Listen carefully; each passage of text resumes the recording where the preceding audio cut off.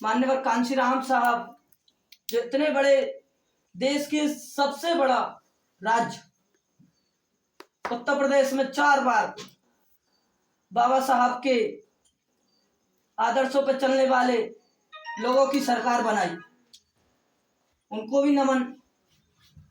और उनको भी नमन जो इस देश में माफी ना मांगकर फांसी के लिए कुर्बान हुए, उन भगत सिंह के लिए भी।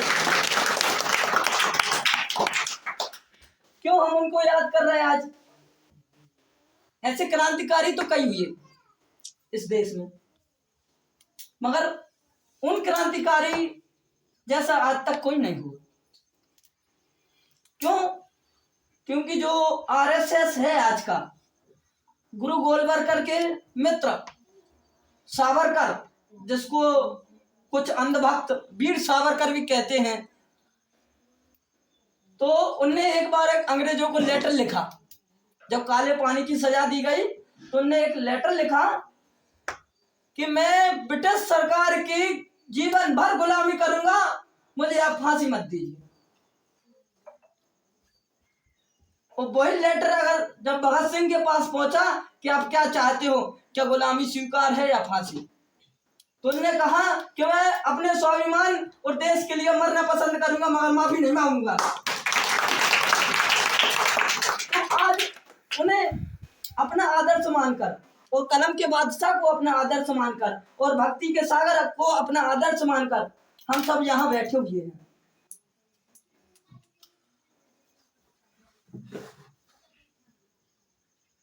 तो आज जो भीम आर्मी में आज ये लोग मेहनत कर रहे हैं,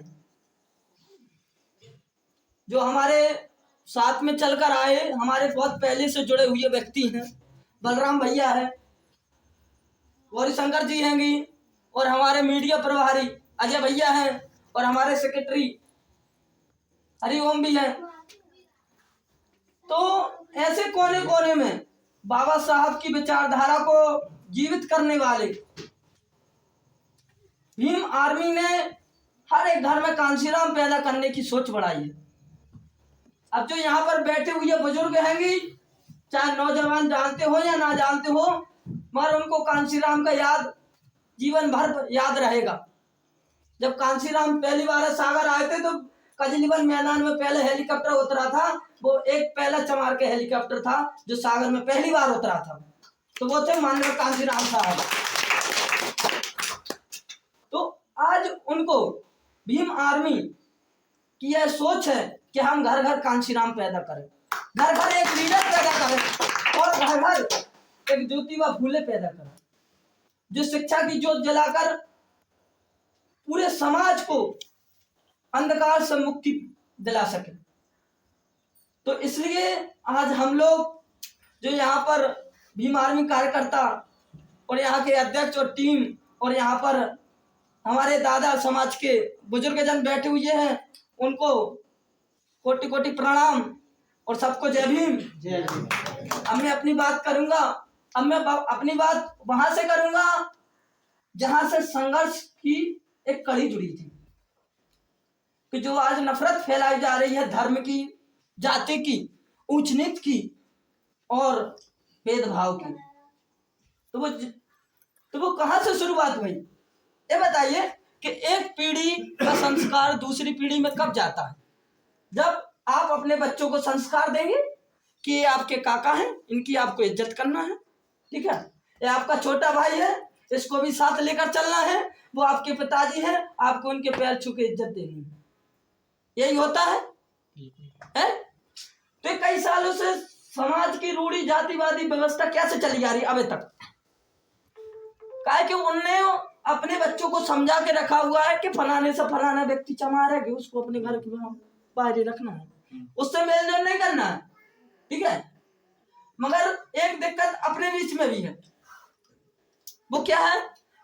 हमारे बुजुर्गों ने हमें अपने समाज के इतिहास नहीं बचाया, बाकी जो आर्य भारत में आए थे उनने अपने समाज के इतिहास बताया कि हम इस देश के शासक हैं, हमने इनको गुलाम बना के रखा है, आपको भी इनको गुलाम बनाना है, छुआछूत भेदभाव के आधार पर, ठीक है। तो पहले उन्होंने क्या किया? जो राजा थे उनको आपस में लड़वाया खूब। तो जो आजकल शराब पीते हैं ना, ये देश की बनी नहीं है, ये विदेशों से आई हुई चीज है, जो आज अपने यहाँ पर ज्यादातर अपने ही समाज के लोग पी के टुन्न होकर डले रहते हैं, हर जगह देख लो ज्यादातर। तो वह इसलिए लाई गई थी वो चीज, काहे कि अपने लोगों को ना नई चीजों को उपयोग करने में बहुत मजा आता है, चाहे नई गाड़ी हो, नए कपड़े हो, नई किताब हो या नया कुछ और भी हो, उसको नया उपयोग करने में बहुत मजा आता है। अब लालसा भी रहती है, एक नया फोन आया तो आपके पास अगर 6 महीने पहले वाला भी फोन होगा तो आप वो भी बदल दोगे कि अरे नया फोन है, नया फीचर होगा। तो इसी मकसद से आर्य लोग, जो आज के ब्राह्मण क्षत्रिय वैश्य हैं, वो ही पूर्व के आर्य लोग हैं, जो अछूत और सचूत दो कैटेगरियों में बांटा उनने। सचूत वो थे जिसको वो छू सकते थे, अछूत वो थे जिसको छू भी नहीं सकते। तो वहां से ये व्यवस्था बनाई और आपके राजपाट धन संपत्ति उनने छीन ले।